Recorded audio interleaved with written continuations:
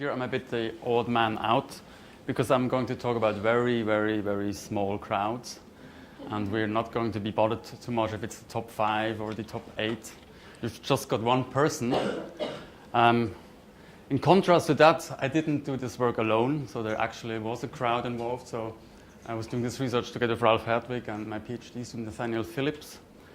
And yeah, I'd like to convince you that studying the wisdom of crowds within a single mind is interesting in its own right, and I hope to explore with you how we can actually make stronger connections between this research and the research on the crowd between people. So mostly I've been trying to import knowledge from the between crowd to the within crowd, but maybe also there might be some ways going back, especially because as soon as you work within a person, you naturally do more. You naturally get a more cognitive perspective on all these questions. So, but to start, we've got actually this situation here. So you are alone, and you've got nobody else to ask, because if you've got somebody else, of course, you might ask this other person and combine opinions. That's what the crowds are all about. But let's assume you are totally alone, and the question is, can you somehow multiply yourself? I don't know whether it's hearing voices that tell you maybe different estimates, or let's see how that would work. But before we go more into this topic, let's imagine you took part in this experiment. So you presented with 10 weights that are really light. So 16 grams, I think this is maybe a celebration chocolate candy or something, and they vary slightly in their weight. And your task is to rank order them according to weight, which is a really difficult task because it's really very small, just noticeable differences. So you should get this in a nice order. Now, actually, there was a study that did this, and you're not the only person. So there are maybe 50 people who did this task. And what you can show is if you then correlate the ranking that you did and all the others, and you correlate it with the true ranking, but you first average the rankings across people. So the classical crowd within, you get a curve like this. So here we've got a correlation of 0.4 for a single person, but if we aggregate the rankings, I think it's just a simple average they did. For 50 people, we get to a correlation that's really, really high. So this is the classical wisdom of crowds effect, if you want to say so, in a kind of a perceptual psychophysics task. Now also imagine that you were an unlucky participant who had to come to the lab very often, let's say 10 times, and each time you would do this ranking 5 times. But each time the weights will be shuffled randomly, and because they all look the same, you have no idea what you did the last time. And then we average let's say you did it 5 times or 10 times or 20 times, and then we average your rankings. So we average within your mind and see how that correlates. And this is almost exactly the same. And this is a real study that Stroop did in 1932 in a paper where he would like to convince people that there's nothing special about getting people in a room and have them independently do judgments and aggregate them. It's purely statistical. And to demonstrate this, he wanted to show that the same thing happens also within people. And this is maybe also a very special situation because people were really blind to what they previously said. So in that sense, here we have a situation where the crowd within is as good as a crowd between. And so I would conjecture there are actually many more such more psychophysically oriented studies out there in the literature that in some sense demonstrates the crowd within.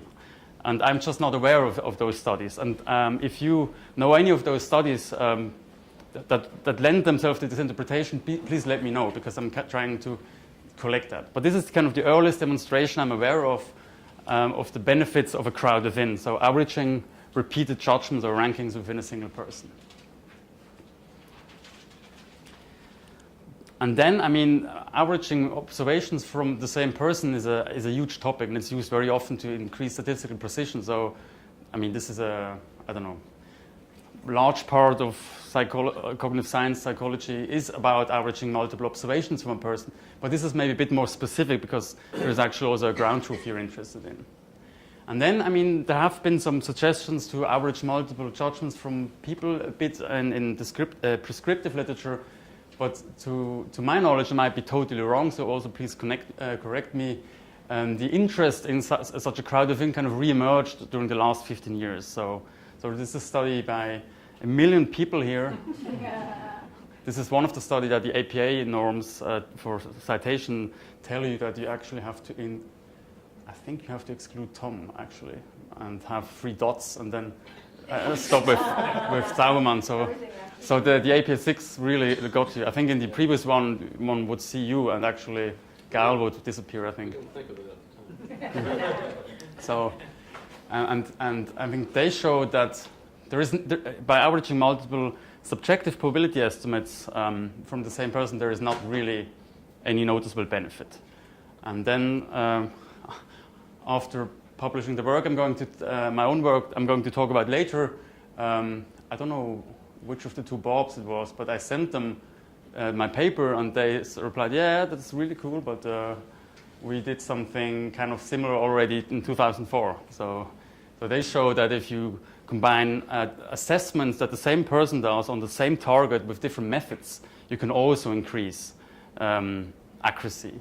Although they also show that it's of course, it's maybe not too surprising that averaging different people with the same method is better than averaging the same person with different methods, because there's just more independence between people even using the same method as opposed to the same person using different methods.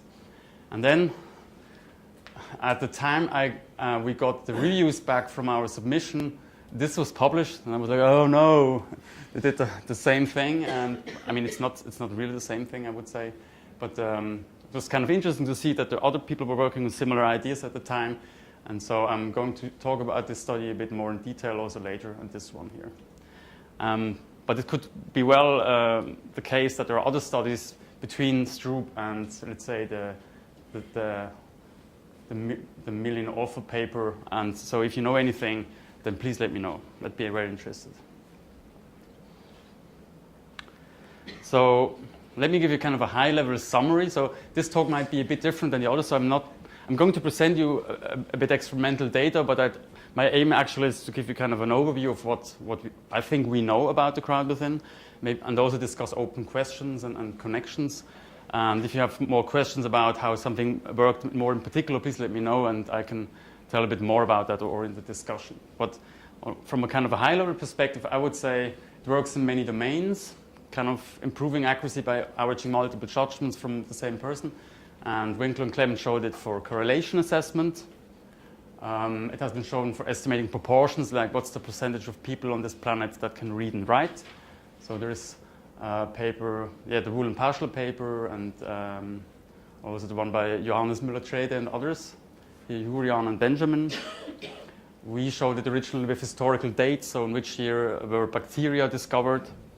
We also have an ongoing project where we show that you can actually improve Bayesian inference. It's long been known that people have difficulty in dealing with these classical Bayesian inference problems. Let's say you have the probability that a person has HIV is 1 in 1,000, and then there's a hit rate and false alarm rate. People are really terrible about this. And then there are a lot of different intuitive strategies that have been identified in the literature, and we did some simulations and empirical work showing that in many cases, if you combine those wrong strategies, they actually get closer to Bayes. So in some sense, 2 wrongs can make it a bit more right. And we also showed that we can boost that, and so that actually really helps people to be more Bayesian. Of course, ideally, you would just maybe know Bayes' theorem, but this is just as a kind of an illustration of a more general approach. So where we show that you can change people's strategies they use by certain techniques, and thereby get some diversity in opinions within the head of a single person. Then the evidence is more mixed when it comes to confidence judgments. So I already alluded to this paper by Ariely and others.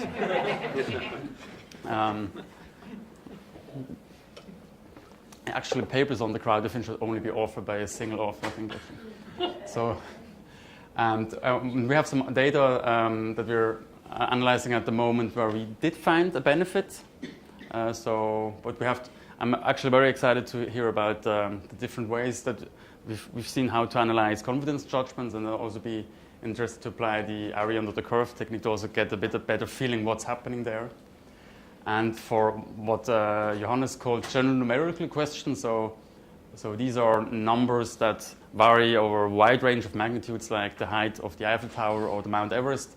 There are also, the evidence is a bit mixed, how much you can actually increase your accuracy. So let me now give you some what I think are stylized facts about the crowd within, and maybe I'm totally wrong, and then please correct me. So this is kind of what I took away from the research so far. So not surprisingly, there are diminishing returns for larger crowds within.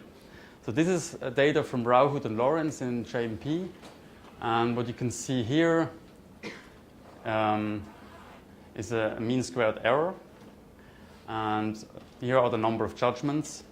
So they had people give 5 judgments to the same question. And what you can see is that accuracy improves, so error goes down, but it asymptotes relatively quickly. And so the dashed line here is the kind of within person bias. So this is, in some sense, the best you could do. And they also have some techniques to look at what would happen if you would ask yourself an infinite number of times, where would it kind of converge.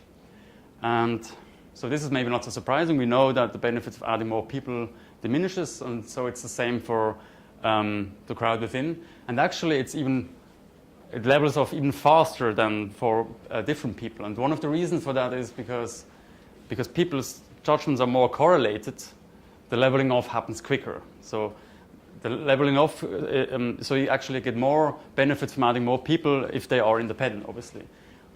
And on the other inside, of course, is real crowds are more powerful. So if you've got the access to another person, you should be asking this person and combining your judgments. So this is the kind of the application of the crowd within is really in a situation where you need a judgment right now. You don't have access to somebody else, and you need to combine different opinions you have.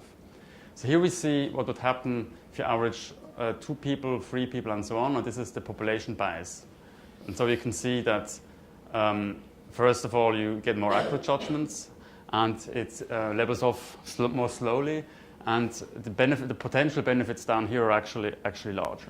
And what they also show is that asking yourself twice is about, I think, as much worth as asking 10% of another person.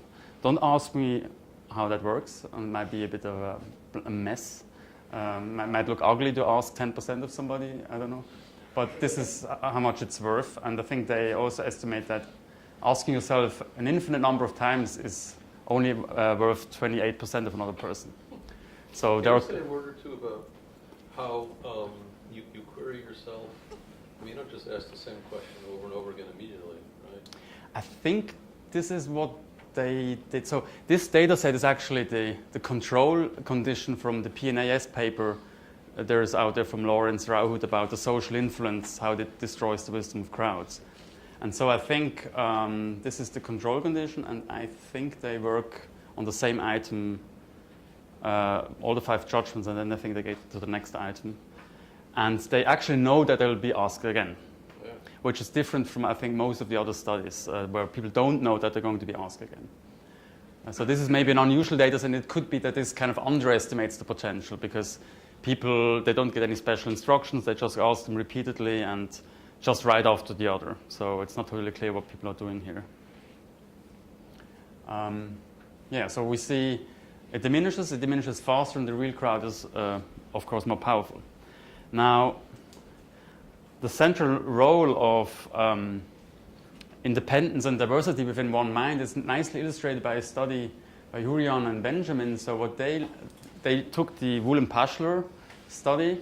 They asked people, like, I think 8 questions twice with a 5-minute delay. And they also measured people's working memory capacity. And they reasoned that the larger your working memory capacity, the more information you might retrieve from your memory, from your kind of latent distribution to make a judgment. And if you do this twice, you get kind of a more precise, you're kind of drawing from a more narrow distribution.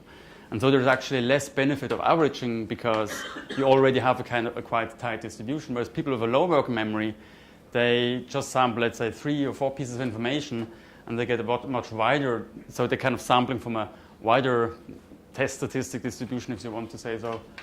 And they show that I mean, it's not a large effect, but they show that working memory span correlates with the averaging gain. So people with lower working memory benefit more from asking themselves twice. And this shows also the importance of redundancy in people's head. Because imagine you've got a working memory of infinite size, you could retrieve your whole memory, and assuming that there is no error in the response process itself, you would say the same thing over and over again, and there's of course no benefit in averaging. So one question then we ask ourselves, and this kind of motivated my research, is, so you've got this crowd within, but it looks a bit dull, it's all the same, and you ask yourself, and the same but different, or no, not same and not so different, and could you somehow get more different people or perspectives out of your head? So is there a way to boost the diversity in your head so you get actually large averaging gains? And as we found out, for example, the work by Winkler and Clement, they actually showed already an indication of this. So by using different methods, you can increase accuracy. I mean, they didn't compare it to, I think, to repeatedly asking people with the same method. So. No, with different methods. But I mean, it would be also interesting maybe to compare that. Comparing, say, people using 2 methods with two people using Yes. the same method. Yes. And it would also be interesting to maybe also check what happens if you would ask the same person again with the same method to see kind of what's the baseline and see if actually using different methods improves on that. And so the Boole and Paschler study, they showed that time delay is one way to go. So they had people either answer after 5 minutes or after 3 weeks. And they also checked so people didn't know that they would be asked again. It was an online study. And they checked the error distribution because people said, well, maybe they looked up the answers in the internet and so on. And they found no conspicuous peak at 0 error at the second wave, because you would expect a very specific error distribution if people would start up looking the right values on the internet. And actually, people's second judgments were worse than the first ones in both conditions. And what you now see is, here is the mean squared error, the first guess. The second guess is less accurate. Here is the immediate condition, here's the average. And so in their study, the average improved on kind of the 2 estimates. Here's the same thing for the 3-week delay, and here it seems the effect is even larger. And as you can see, the second guesses are worse, which in addition to the shape of the error distribution makes it unlikely that they looked up the answer. And I mean, they didn't talk much about the explanation because in psych science they usually don't talk so much about explanations. They just show you sexy effects. You could kind of imagine that it's kind of a self-anchoring, and if you have let time, if you have some time between the 2 judgments, you're less anchored. In some sense, your second draw is more independent from your first draw, and it's kind of more approach the situation of 2 independent draws, random draws from a distribution.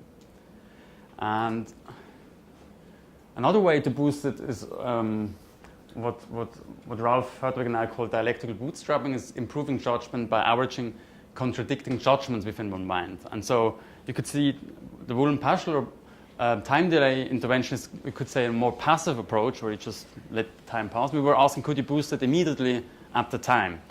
And we investigated this using a certain technique, but let me emphasize that this is a more general idea. So it's not restricted to using exactly this technique we used. It's more a general idea of maybe there are ways to kind of decorrelate people's errors by having them go at the same problem in different ways. And the Winkler and Clement paper is one example, as one could see this from this perspective, because the assumption is that using different methods kind of makes people do different errors, and you get more averaging benefits. And so maybe to make it concrete, please estimate the number of students enrolled at the University of California at Irvine. What do you think? 20,000. No, it's you all imagine you're all on individual. They always say no man is an island, but let's assume that you're all on your separate islands. And now assume that. It's contaminated. Now, first assume that your first estimate is off the mark, or that Brent's estimate is off the mark. think about a few reasons why that could be. Why could your first estimate be wrong? And what do these new considerations imply? Maybe was it rather too high or too low? Fourth, based on this new perspective, make a second alternative estimate. So what could be, is your second best guess? So if you would have a kind of, if you imagine you have two dart arrows and the one that's closer to the goal will count. And then you can average those. But now I'm sorry, I'm being a bit mean because I cannot give you closure. I don't know how many students there are. So you have to live with this now. Or maybe you can look it up on Wikipedia. So this is the technique we use, which is inspired, yes? Or do you know? Are these the instructions that you give? Mm-hmm. So this is what we used. And so first, I'm going to talk about the design. So first we had the first estimate that was kind of like naive, like the first question I gave. They worked alone. Brent was not around, so they were not influenced by others. And then we either let them go through the same question again using this technique. So ask them to always imagine it's wrong, kind of get a second, being your own consigliere, you're getting your own second opinion. And then we had the control condition where we just asked them again. And we kind of motivated that by saying that we're interested in natural fluctuations in people's judgments, this is not even deception, that's really true. That's the goal of the control condition. Because it could be that, averaging any two random judgments might improve. And then we also simulated real other advice. So we would randomly pair the first estimate of a person with another first estimate of another person to kind of get an impression how much you would gain by asking another person. And we looked at accuracy gain in terms of relative improvement relative to mean absolute deviation. And we found some improvement, not so large, in the repeated condition. We found a clear improvement for asking another person. Now the question is, well, can we kind of simulate the wisdom of crowds on one hand by contradicting yourself, and does it do better than just asking yourself again? And in this study, we found that it's actually improved, and it simulated, in this case, maybe half of the improvement. Which, to what extent that's really representative is a bit unclear. It could be that we were a bit lucky, or maybe in other cases it might even be stronger. But we were kind of really happy to see a kind of an improvement over just asking yourself again. Now, one of the questions is, well, do people use this? So do they actually use the crowd within? Because here we did the averaging. Did averaging actually improve on asking yourself again? And to do this, and so where's Johannes?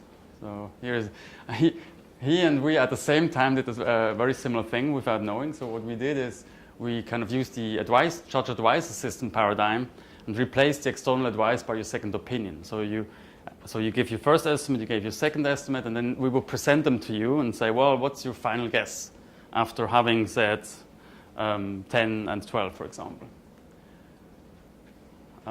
So this is another study, and then there are different ways how you can analyze this. What we did, and kind of inspired by the analysis that Johannes did, we modeled the final judgment as a weighted average of the first two, and looked at the weight they put on the estimates, and we looked at how much that deviated from a pure averaging strategy, where you would give equal weight on both judgments. And then you get such a measure for each item, and then we looked at the median of those. So to see what did people do kind of on the majority of trials. And in the reliability condition, we find that roughly 40% did what we would call combining. So there's the third estimate was somewhere in between the two first. There were actually very few people, and this is consistent also with Johannes' findings, very few people that kind of strictly averaged. So we defined it as a weight between 40 and 60%. So there are hardly any people that tend to strictly average, but many, or let's say 40% of people tend to combine the two judgments. And then we had some people, 20% of people tend to choose judgments. So they would pick one of the judgments. And these are eclectic people, so they did anything, so they did a lot of stuff, so we didn't know what they were doing. And 30% of people tend to actually go outside of the range. And we interpret this as starting from scratch, that they probably discarded it and came up with a new idea, or maybe they extrapolated over the edge. So we're not totally sure what these guys did. So when you say combining, that's just some number between the two estimates, Yes. not necessarily the average? Yes, because the average would be those guys. That's that tended to average then. So just what would be the eclectic then? Because if I go 30% of the way, like 70-30, is that eclectic or is that? I think so. Oh, this is across lots of trials. Yes, this is across lots of trials. So these will be people that happen to end up with a median of 0.5, but they didn't choose on the majority of the trials. So they had, sometimes they chose, sometimes they combined, sometimes they went, and neither of the three categories was larger than 50%. So was another question? No. Okay. And so one hypothesis we also considered was that maybe considering different perspectives actually leads people to more likely to combine those because they kind of see that there is a merit. Because here maybe if you just repeat yourself, I mean this is the control condition, maybe it's like, oh, what should I care, this answer or the other answer. And so what we actually found is that if you contradicted yourself, so if you apply this technique, more people combined, and we find, I mean, a bit of a reduction in the eclectic people. The rest kind of seems the same. So what we, of course, see first is there are, I mean, this is a very, say, statistical and crude look at what people did. So it's not very cognitively motivated, but it still tells us there are individual differences in how people resolve that conflict between those two judgments. What we also found is that the larger the difference between the two judgments, the more likely people were to give, or they were giving more equal weight to the two judgments. So as if they were be hedging the risk of putting too much weight on one of the two judgments. And we still find a difference between these two conditions when controlling for this. So the larger propensity to kind of combine judgments in the dialectical condition even held when we controlled for the fact that, of course, in this condition, people gave more dissimilar answers, because this is what the technique was implied to do, to give, so people would give different answers. Unfortunately, people didn't do so well when we compared them with their own crowd within, because we then looked at all the trials where they did not combine their judgments and compared it to what they would have gotten if they had averaged for those trials. And we found that people did not outperform this. If anything, they did a bit worse. So people would have done better by, in those cases where they did not combine judgments, they would have done better by just averaging it. And so this means that, and this might be consistent with work by Jack and Rick and others about, or from Jack and Rick about the intuitions people have about averaging. And I mean, it might just be that many people don't have good intuitions and don't rely enough on it. So although we can see, especially here, that people tend to combine, they don't combine enough or consistently enough. Now, one question, of course, is, well, how should you weight your two opinions? And I would claim, based on on a graph that Jack and Rick had in their paper, that it doesn't make no nevermind how you exactly weight the two judgments. And the reason for this is the following. So what they show here is, assume you have two judges. It could also be your first set of judgments or your second set of judgments, and you look at the mean absolute deviation here. And here is the weight you put on one of the two options, one of the two judges, or on your first estimates and your second estimates. And here we have different bracketing rates. So that, as Jack explained, this is how often the two judgments are on opposite sides of the truth, and you get some averaging benefits.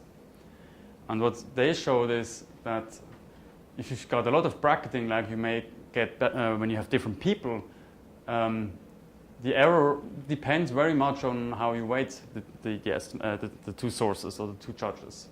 Whereas if you've got bracketing rates of 35% or 20%, and actually 20% is more what you would expect for the crowd within based on what the data I've seen, you can see that this curve is really flat. So there's a flat maximum here. So unless you give extreme weights, it might not matter too much what weight you give, as long as it's not an extreme one.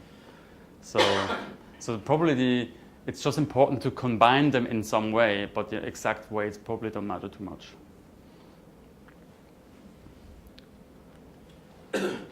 So now I have a series of open questions, future directions that might stimulate the discussion, but I'm sure there are many other things that I didn't thought about, and so I'm very interested in to get your feedback in the discussion. Or also, please feel free to approach me and with questions later or suggestions. So, what are some of the questions that I see that are interesting maybe to approach in the crowd within research? So, are there other techniques to use to boost the crowd within? So, as I showed, there is time delay has been explored. We looked at this consider the opposite technique, where I presented where you assume something is wrong and come up with a reason why that is. Then Winkler and Clement showed that you can use different assessment methods, and actually there's an interesting paper by Dawes from the 70s that almost showed a similar thing. It's not exactly the same thing. We showed that people can use different strategies. I told you about the Bayesian inference problem, but we and also Jack and Rick have some research showing that if you have more intuitive, holistic judgments and more analytical ones, that they also tend to have more different errors than two intuitive judgments or two analytic ones. So that might also be a way. So I don't really like, I must confess, dual process models. But Jack and Rick now, we all thought that would be a nice joke to say, oh, don't worry too much, just combine them. It's not always system one that gets it wrong, as Kahneman wrote in his book. What is the role of naivety about further estimates? So in most studies, people didn't know that it would be asked again. In the Rauhut-Lawrence paper, they did. And I think there was a comment or question this morning about game theory in your own head. So this is maybe something about this. If I actually want to say 100, and I know that you're going to ask me twice and going to average it, and I really want to say 100, I could say, 80 and 120, so that I can game the numbers. So, or maybe it just doesn't work anymore, because if I know that I'm going to be asked again, this totally messes up my potential to give it a fresh look. What is the role of the confidence in your estimates in resolving your conflict? So reviewers asked, well, when people have these two estimates, maybe the confidence in those estimates has a large influence on how they're going to resolve the conflict, whether or not they pick one or combine them or actually abandon them both and look for a new judgment. And what's a good aggregation scheme? So I already conjecture that the exact way doesn't matter too much, but still there are many different ways you can aggregate. So Rauhut and Lawrence, they used the geometric mean, which might be a good thing to do in a situation where you have a lower bound. So they all had questions that have a lower bound of 0 and only in the positive reals. If you ask more than 2 questions, might you profit from something like trimming your own opinions, like stuff that Ilan Yanov has been showing, or others about the benefits of trimming, which is especially helpful if there are differences in expertise, so to speak, or let's say if the variances in your head of your first, second, and third or fourth judgments differ widely, so you should actually ignore the more extreme opinions. And maybe most importantly, what can you do with cognitive modeling? And I've heard some interesting stuff, and I've been discussing things with Mark about how we could use cognitive modeling to first better understand actually what's happening. So in general, and what do these techniques actually do if they work? But on the other hand, also, if you imagine yourself again on the island alone, so and you are a data analyst, a cognitive modeling data analyst with your own judgments, could you somehow bootstrap yourself and improve on just an average of your judgments? So these are some of the questions I was thinking about, but let me also summarize what I see at the moment as the insights on the crowd within. So one is, it does seem to work in many domains, but it doesn't work always. So confidence judgments don't seem to work too well, or it's a bit mixed evidence. And frankly, we don't really know or understand yet why that is. So where does it work, where doesn't it work? So this is also a goal, that we should better understand the boundary conditions. I mean, on the one side, we know some statistical facts about when we would expect our averaging gains, like independence and errors and so on, but on a more cognitive level, what is the reason that it works better or less in certain domains? Is it because in one domain it's really about the knowledge chunks people retrieve, or in other domain it's really about the strategies people apply to these pieces of information, and we don't know yet.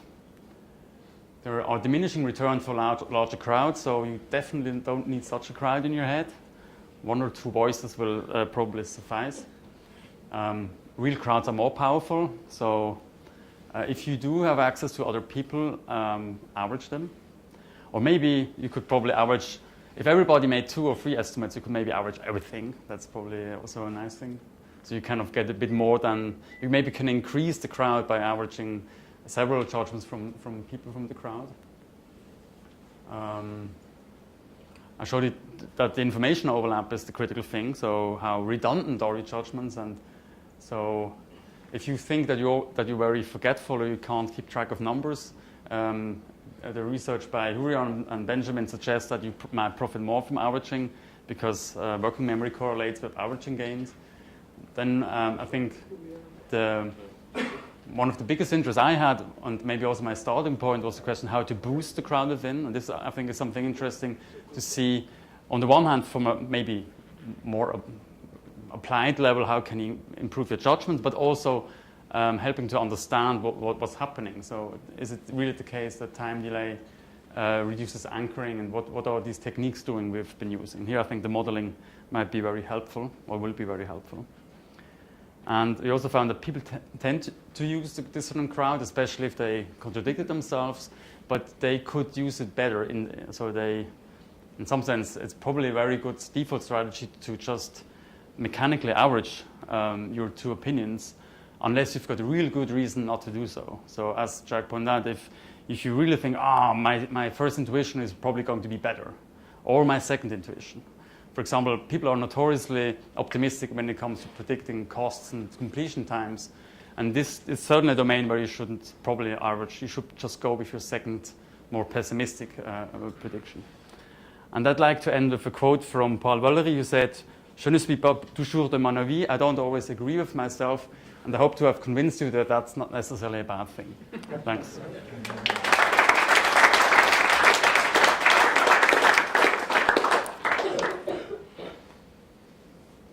So I have a comment and a question. So my comment is that when you ask what's the right way to average between repeated judgment, so isn't it always the case that the most recent one is supposed to be more informed and based on more information? Isn't always to be the case that it pays, it makes sense to overweight the second?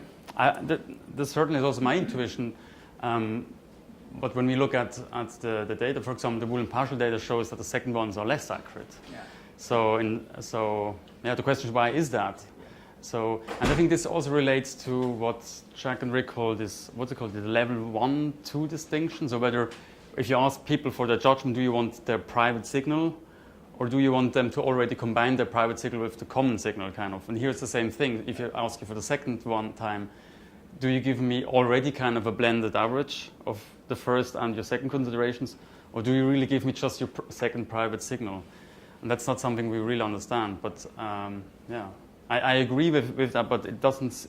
At least it doesn't turn out to be the case in all the time. My second, I don't know if it's a question or a comment, is that there's something that I find some sense kind of very counterintuitive about dialectic averaging, because everything about, we always trained and we value consistency, stability. And so I wonder if people who are being told, imagine that you're wrong, if there is some kind of demand characteristic, is it a nice way on their part to tell me I'm way off and they're giving me a second chance? Is it kind of a cue that pushes people to adjust their judgments more than they would really do it in a natural way, which I don't know what that means. So, yeah, so I think that, we do see also individual differences if they're actually willing to change their judgment. So so I didn't say this, in these studies, in the control condition and Wool and partial, and I think many of these studies, they didn't present people with their first estimates again. Right. But they might remember them or something like that. And in our dialectical condition, we also show them the first estimate again. And so if they wanted to, they could just copy it. There were some differences to what extent people did this. I'm not sure about the demand characteristics. I wonder if it's possible to run an experiment where you ask people to make judgments about things for which they know for sure that they are right the first time. Actually, we have something like this. So with the Bayesian inference study, and I think maybe you actually commented to that with Tani, we have like 12% Bayesians. So people who give almost exact Bayesian answer. And I think they were really unwilling to change their answer because they thought, I know what's the right answer.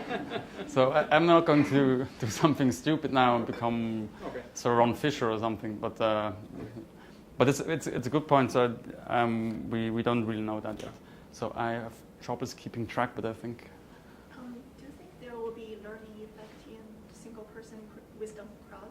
Learning effects. For example, the first experiment in your introduction slide where people have to rank the weights yeah. from the lightest to the heaviest.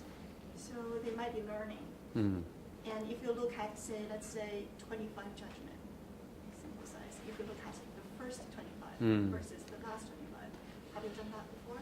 So I know that actually Stroop analyzed that, so I think maybe you were a reviewer because somebody asked this question and he didn't find any learning effects. We didn't systematically look at it. What could happen is, but we have to look at it more. Maybe in the Bayesian task it would be interesting. It could be that there is some spillover. So I was talking with Mark about this, that in our task with the historical dates, once you went through all those 40 questions, if you go to the first question again, you already have some more information activated that maybe help you kind of get the mapping right, which things come after the other. So that might be an effect. That might help. So it might be one reason why asking yourself might help after a while, because you encounter new relevant information and or you're less influenced by your previous thoughts and assumptions. Yes. I think Jack was first and then Tom. Yeah, I just wanted to follow up on what David suggested. So you intervene sort of as almost a decision analyst and tell people, assume you're wrong. But when I teach this stuff, and I basically present it to students as a strategy that you can use on your own judgments. That after you make a guess, you should assume, just as a general strategy, assume you're wrong, think about reasons, and then make another guess, and then average. And I'm wondering, have you ever, that would be an interesting experiment, or have you ever done anything like this, where you say, here's the strategy, go out and use it? Because then maybe you wouldn't have the demand effect. Yeah, we haven't, it's on a list of things that we always found we should be doing to see whether it still works. First, if they're not naive, so in that sense, they would already know they would be doing again. Right. What I think is that the way we do it is maybe a bit too harsh. So we forced him to do it on each item and then average it on each item. And maybe that's not really the way you want to go, because people always joke with me, when anybody asks me to make a judgment, they always say, did you now average the two judgments? And did you do you preach water and drink wine? But I was trying to do it myself, and I realized that those cases where it's most helpful is if I don't know an assumption. So, for example, I heard this number. I'm not sure if it was feet or meter, for example. And then I can average the two. And this, I think, is a case where it makes sense. If I'm not sure and I really want to be close, you might be doing this. But if you're working at NASA and you should be really making sure that you either choose kilometers or miles and not average it, because then it will go somewhere. But that happens. Yeah, I know. So I think. Another thing that we actually should be looking at is whether, when people spontaneously apply it, if they kind of do it when they should be doing it, or whether people combine it in those cases where it really makes sense, when they have two sets of competing assumptions that make sense to them, and if they don't do it in the other cases. But our analysis showed that when they did not combine, they still would have done better if they had. So it could be that if people do it themselves, they're not gaining as much benefit as they could. But this is really a study we should be doing, because maybe it's all, it doesn't work anymore if people know in advance that they are going to do it. I mean, the Raoult and Lawrence paper show that there is some benefits by repeatedly asking people without special instructions, even if they know they're going to be asked again. I mean, this graph was, so in some sense, we already know that naivety is maybe not a killing factor, but it maybe could decrease the effects or something. Tom?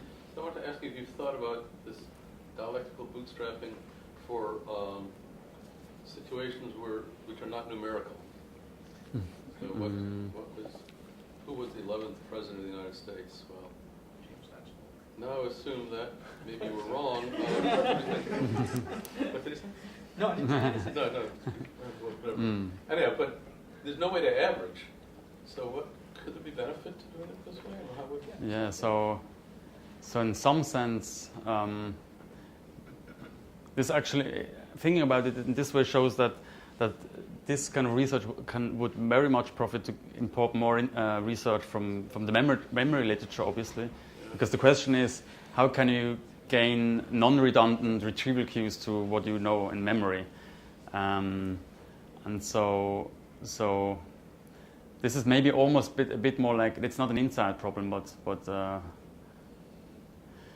yeah, so I have to think more about this. But in terms of non-numerical, we always were thinking about voting in the head. So you need, if you have 3 opinions and you have a mode, it might work if you have two options.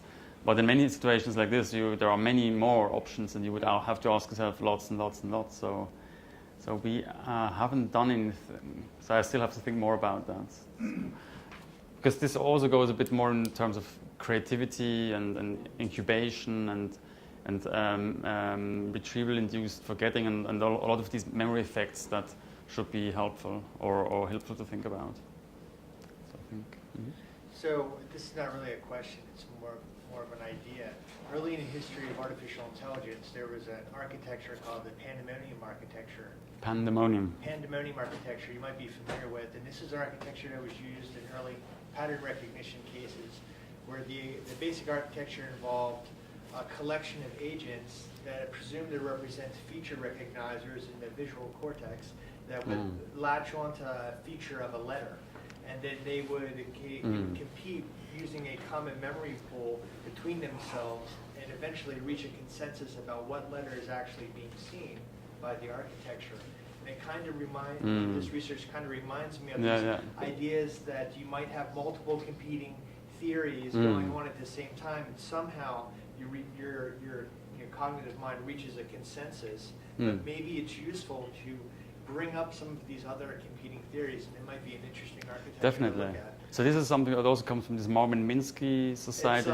These not ghosts, but these demons. So Pandemonium is based on these like demons or agents that competing independently. Yeah, that sounds interesting. So Selfridge, I think, in the 1950s. Selfridge. And so there is a project, a related one I'm doing with Bettina van Helvesen, where we were thinking there are these 2 broad classes of models in the literature in categorization and also in judgment about exemplar models based on retrieving instances that are similar to the target and these rule-based models that use abstracted Q knowledge. And there are models out there that assume, in the early time, in the 50s and 60s, the question was, it's rules, then it was exemplars, then the question was which one was it, and then the idea was that they raced. But then there are models like the Atrim model from Ericsson and Kroschke, that assume that these 2 representations actually can be combined, either competitively, so they kind of, you might be learning that in this region of the psychological space, I rather rely on the rules. But here, in this region, here are the exceptions, so I should use my exemplars. And we did some simulations with judgments and the reanalysis of some machine learning cross-validation data, where we can show that very often combining the 2 representations actually helps. And actually outperform trying to pick the better representation based on performance in the learning part. It's not exactly the same, but it's still the idea that maybe because we have multiple representations in our heads, maybe more abstracted Q knowledge and exemplar knowledge, this might help. And there's a literature also in artificial intelligence about case-based reasoning and rule-based reasoning, how to combine it. Yeah, and there usually it's about competition. Or the mixtures of experts, architecture and neural networks and other stuff. But usually but in machine learning, they kind of show, yeah, I mean, whether or not competition or cooperation, so blending works better, depends on the environment. So there is no free lunch there, I guess, as Walpott said. But I would assume that per default, blending might be a good thing, unless you have a good reason not to do so. So I think.